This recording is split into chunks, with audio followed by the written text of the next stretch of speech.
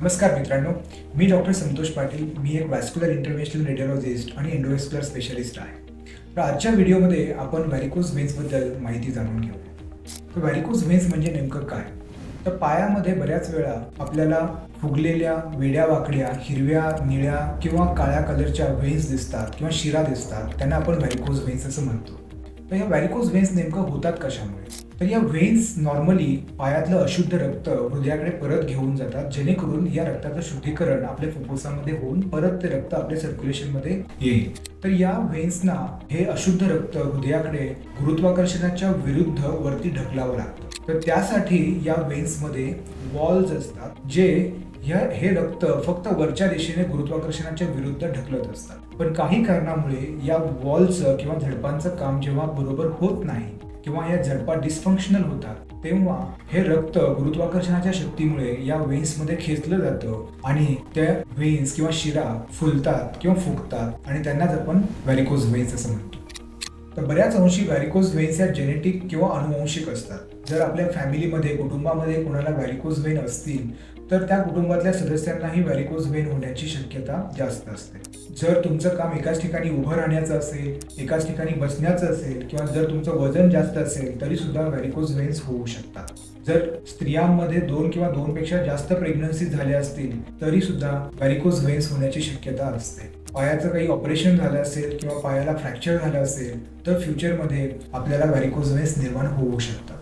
तर या व्हॅरिकोज व्हेन्सची नेमकी लक्षणं काय असतात? सुरुवातीच्या स्टेजमध्ये पायाच्या त्वचेमध्ये आपल्याला लालसर हिरव्या रंगाच्या छोट्या व्हेन्स दिसतात, ज्यांना आपण स्पायडर व्हेन्स किंवा रेटिक्युलर व्हेन्स असं म्हणतो. या नसा पुढे जाऊन मोठ्या वेड्या वाकड्या दिसायला लागतात. त्यावेळी आपल्याला व्हॅरिकोज व्हेन्स आहे असं समजतं. पुढच्या स्टेजमध्ये पायाला जडपणा वाढणं, पायाच्या मसल्समध्ये क्रॅम्प्स येणं, पायाला सूज येणं अशा प्रकारची लक्षणं दिसू लागतात.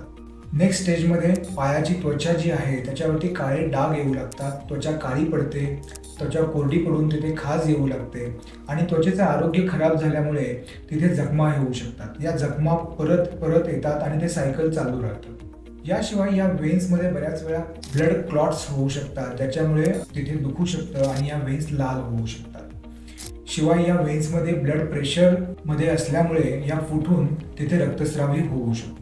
तर जेव्हा व्हॅरिकोज व्हेनचे पेशंट आमच्याकडे येतात तेव्हा आम्ही त्यांच्या पायाचं एक्झामिनेशन करतो आणि या साऱ्या पेशंट्सना आम्ही सोनोग्राफीची एक टेस्ट असते, ज्याला USG कलर डॉपलर असं म्हटलं जातं, ती ॲडवाईस करतो. कलर डॉपलर सोनोग्राफीमध्ये आपल्याला या व्हेन्सची साईज, त्याच्यामध्ये आतमध्ये जे वॉल्स असतात, झडपा असतात, त्यांचं काम कशा प्रकारे होत आहे, या व्हेन्समध्ये काही रक्ताचे क्लॉट्स तर नाही आहेत ना, ही सारी माहिती जी आहे ती आपल्याला कळते आणि त्यानुसार डायग्नोसिस झाल्यानंतर आपण ट्रीटमेंट प्लॅन करू शकतो.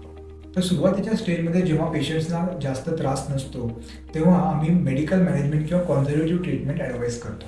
यामध्ये आम्ही दिवसा त्यांना कंप्रेशन स्टॉकिंग्स घालण्याचा ॲडवाईस देतो. याशिवाय काही लाईफस्टाईल चेंजेस, जसं की एका ठिकाणी जास्त वेळ उभं राहणं किंवा बसणं टाळणं, रेग्युलर एक्सरसाइजेस करणं, वेट कंट्रोलमध्ये ठेवणं, हे सगळे ॲडवाईस आम्ही पेशंट्सना देत असतो. पण हे सगळं करून सुद्धा जर का व्हॅरिकोज व्हेनचा त्रास वाढत असेल तर मग आम्ही पेशंट्सना ट्रीटमेंट करून घेण्याचा सल्ला देतो. तर या ट्रीटमेंटमध्ये आधी सर्जरी केली जायची, पण आता आपल्या एक्सपर्ट आयर क्लिनिकमध्ये यासाठी non surgical pinhole treatments available आहेत, ज्याच्यामध्ये लेझर आहे किंवा ॲडव्हान्स्ड व्हिनासील ट्रीटमेंट आहे. तर या सगळ्या ट्रीटमेंटचे रिझल्ट्स आता सध्या खूप चांगले आहेत आणि तुम्हाला व्हॅरिकोज व्हेनच्या त्रासातून नक्कीच याच्यातून मुक्तता मिळते. तर मित्रांनो, तुम्हाला किंवा तुमच्या परिचयातील कोणाला व्हॅरिकोज व्हेनचा त्रास होत असेल तर हा व्हिडिओ शेअर करा आणि आमच्या एक्सपर्ट आयर टीमशी संपर्क करा. आमचे डिटेल्स खाली डिस्क्रिप्शन बॉक्समध्ये दिलेले आहेत. धन्यवाद.